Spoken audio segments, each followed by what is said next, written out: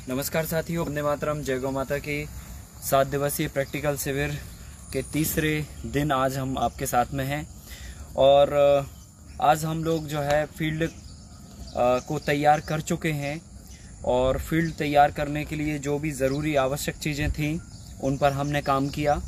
जैसे सबसे पहले नंबर हमने क्लीनिंग पार्ट पर फोकस किया, फील्ड को पूरी तरह से क्लीन किया और क्लीन करने के बाद फिर हमने इसका जो भी मेंटेनेंस था, लेबलिंग थी, अगर कहीं कोई ऊंचा नीचा था तो वो हमने उसको लेबल किया।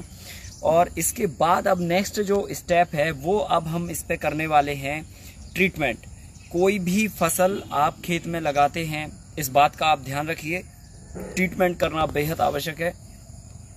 चाहे आप लेयर फार्मिंग के मॉडल को बनाएं, चाहे इंटरक्रॉपिंग के मॉडल को बनाएं, चाहे मिक्स क्रॉपिंग के मॉडल को बनाएं, चाहे तो आप मल्टी क्रॉपिंग के मॉडल को बनाएं या मोनो क्रॉपिंग के मॉडल को बनाएं। जो भी आप मॉडल करते हैं उन सभी मॉडलों में जो भी फसल लगाते हैं उन सबों को फसल बोने से पूर्व आपको ट्रीटमेंट सॉइल का करना चाहिए। और सॉइल के ट्रीटमेंट के लिए एक बेसिक फंडामेंटल है जो एक सहज भी है, आसान भी है, सब जगह मिलने वाला है।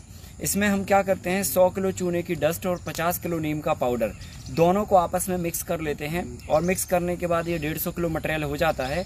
इस 150 किलो मटेरियल को अपन पूरी फील्ड पे ब्रॉडकास्ट कर देते हैं और ये जो क्वांटिटी है, ये जो मात्रा है वो 1 एकड़ के एरिया में हमको देनी है।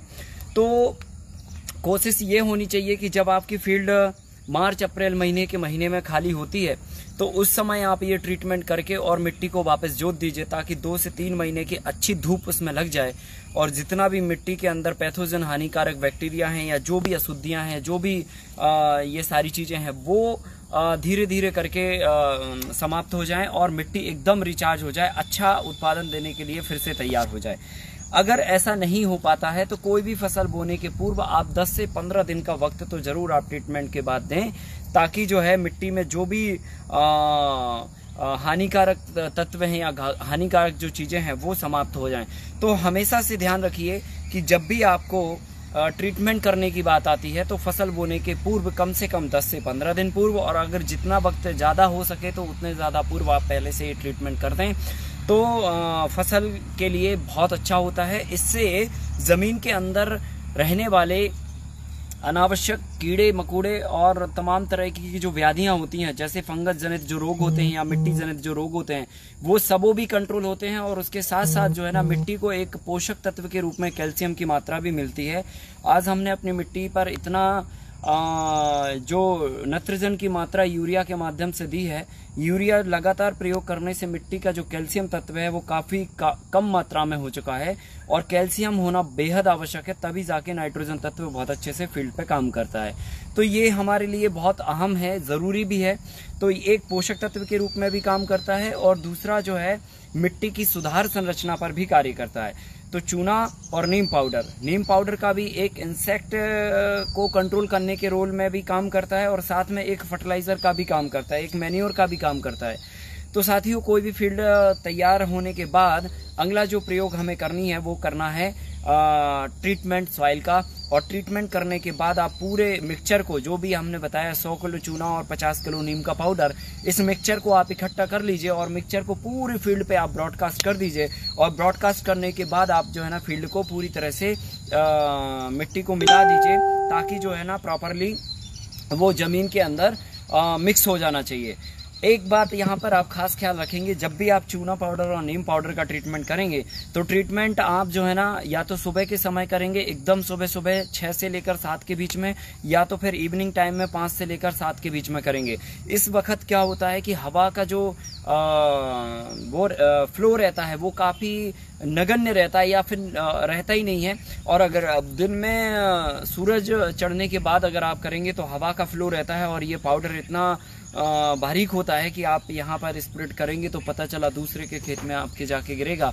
तो आपको ध्यान रखना है वक्त का, सुबह के समय या शाम के समय आप इस ट्रीटमेंट को करेंगे और साथ ही साथ जो है ना हाथ को एकदम बिल्कुल नीचा ज़मीन से सटा के करेंगे ताकि जो है ना आपकी फील्ड पे डाला हुआ मटेरियल किसी दूसरे फील्ड पे ना जाए, आपकी ही फील्ड पे जाए। तो ये चीज़ आपको सावधानी के लिए ध्यान में रखनी है। और पूरा ट्रीटमेंट होने के बाद फिर हम इस फील्ड पर लेआउट करने वाले हैं। तो लेआउट हम लोग जो है ना अभी नेक्स्ट उसमें करेंगे। ट्रीटमेंट के बाद जो अब हमें लेआउट के बाद हमें जो इसमें आवश्यक जो जरूरी चीजें लगने वाली हैं, जैसे कि हमें बांस लगने वाले हैं, हमें वायर लगने वाला है, या जो एक बेसिक तैयारी होती है जो फील्ड के पहले होती है, वो बेसिक तैयारी आज हम लोग करेंगे। तो ट्रीटमेंट की बात मैंने आज आपको यहाँ पर बताई। इसके बाद क्लीनिंग और लेबलिंग के पार्ट के बाद हमें ट्रीटमेंट करना है। ट्रीटमेंट के बाद फिर हम इसको कल्टीवेट करेंगे वापस से, और फिर इसके बाद हम लेआउट करके स्ट्रक्चर बनाएंगे, और स्ट्रक्चर बनाने के बाद फिर हम मैन्यूरिंग करेंगे, फिर बेड बनाएंगे, फिर फसल लगाएंगे, फिर एरीगेशन करेंगे। सो ये सारे स्टेप अभी एक एक करके हम लोग प्रैक्टिकली यहाँ पर देखेंगे, सीखेंगे, समझेंगे।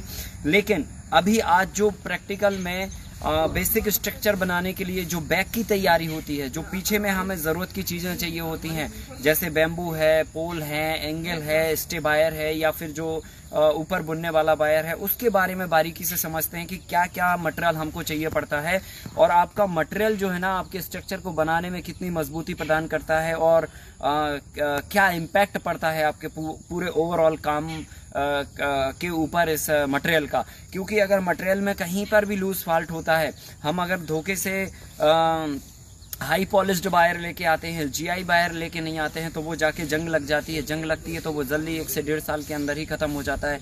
तो ये सब चीजें जो है ना बैक में हमको छोटी छोटी बारीक बारीक चीजें हैं जो पूरे स्ट्रक्चर को आपको मजबूती भी प्रदान करती हैं, और फसल के उत्पादन पर से लेकर और तमाम तरह की चीजों पर बहुत बड़ा रोल प्ले करती है। तो साथियों इसके बाद हम लोग जो है ना अभी सीखने वाले हैं कि पूरा स्ट्रक्चर को खड़ा करने के लिए, मल्टीलेयर फार्मिंग के पूरे घर को खड़ा करने के लिए, पौधों के एक अनुकूल वातावरण को खड़ा करने के लिए हमें किन किन मटेरियल की आवश्यकता होती है, और उस मटेरियल की तैयारी क्या होना चाहिए, क्या विड्थ होना चाहिए, क्या साइज होना चाहिए, क्या क्वांटिटी होना चाहिए। इन सब बातों पर हम लोग अभी प्रैक्टिकल आपको दिखाएंगे भी, बताएंगे, समझाएंगे और सिखाएंगे भी। तो हमारे साथ बने रहिएगा। थोड़ी देर में हम फिर आपसे पुनः मिलते हैं इस तैयारी को लेकर। बहुत बहुत धन्यवाद।